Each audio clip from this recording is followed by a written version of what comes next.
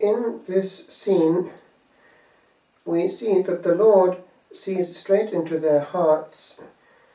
It's something that we need to cultivate for ourselves, because it can be done even on the natural level, but it can also be developed and exploited if explicitly one asks for the gift from the Spirit, a certain participation in His knowledge.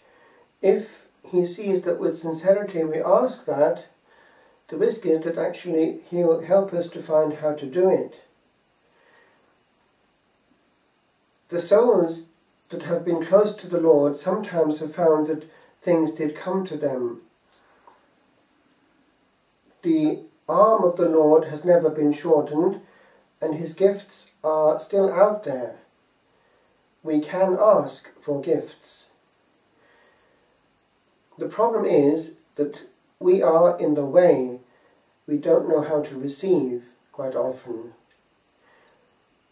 Let's look for a moment at the human aids for acquiring some kind of knowledge.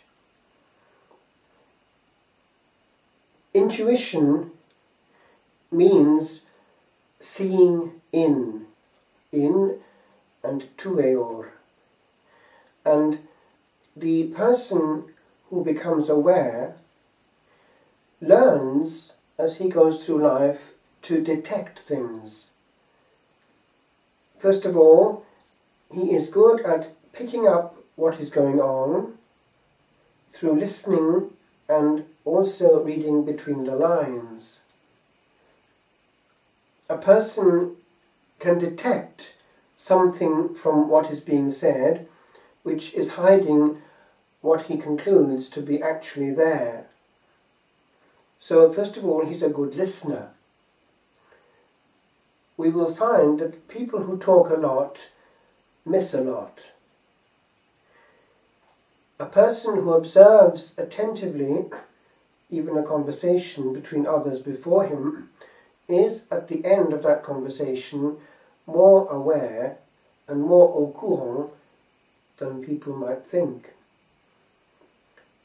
Then, when it comes to an individual conversation, eye to eye, one can somehow sharpen the antennae of one's mind, heart and soul by knowing how to read the signs, the indicators.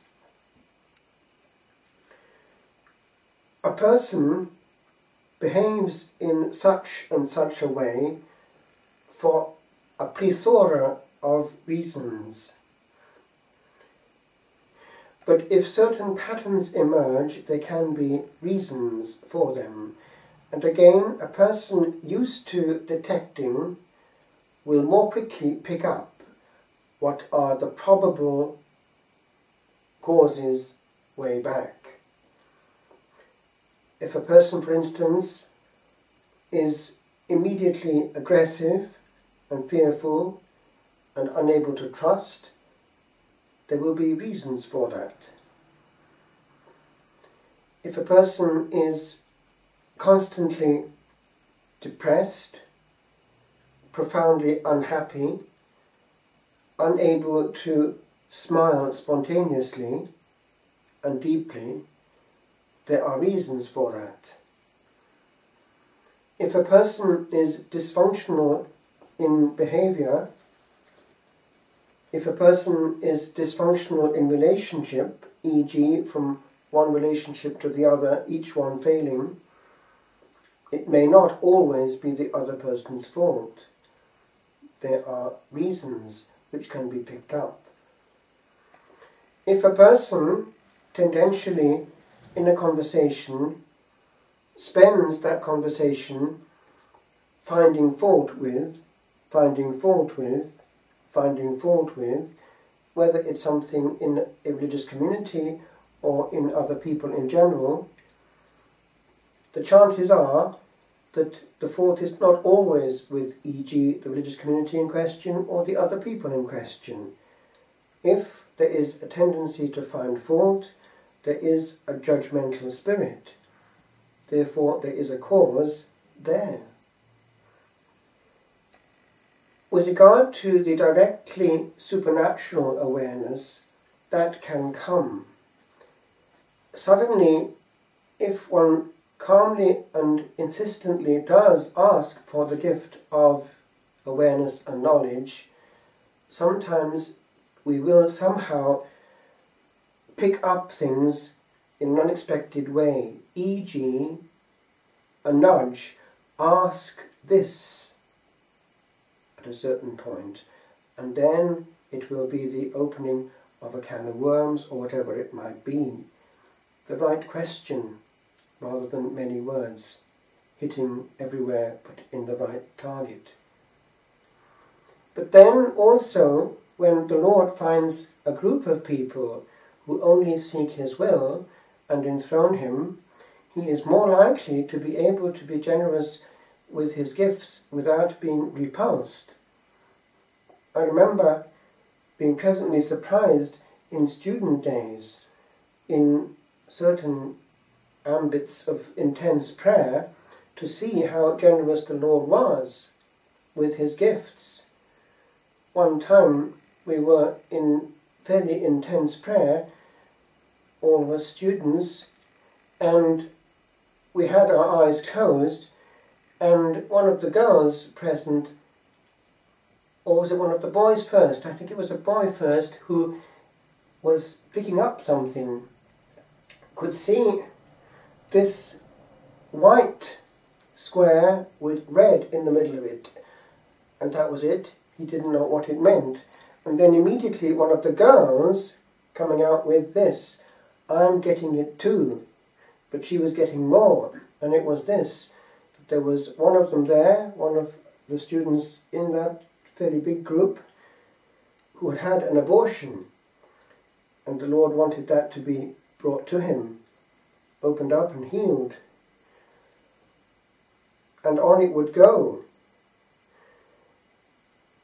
So the Lord, as I said in the beginning, is just as generous as ever. The arm of the Lord has not been shortened. It's the same God who gave these gifts across the centuries. Together or individually, we can receive if we want to and if we take the Lord at His word. It's worth it, because as we go through life, we're always observing. We're always receiving through the year, but we can have also a bit more, if we want to, of this possibility of intuiting, of somehow picking things up, cultivating for that to happen already what is going to make it easier for the Lord to get through and shed His blessings abundantly. Notably this secret, receptivity and total awareness. Therefore, a still spirit is a receptive spirit.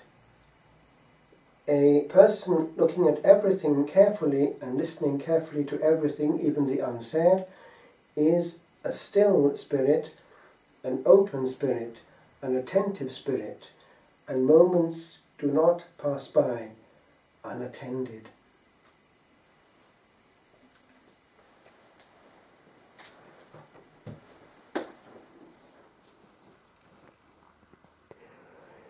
Unattended moments.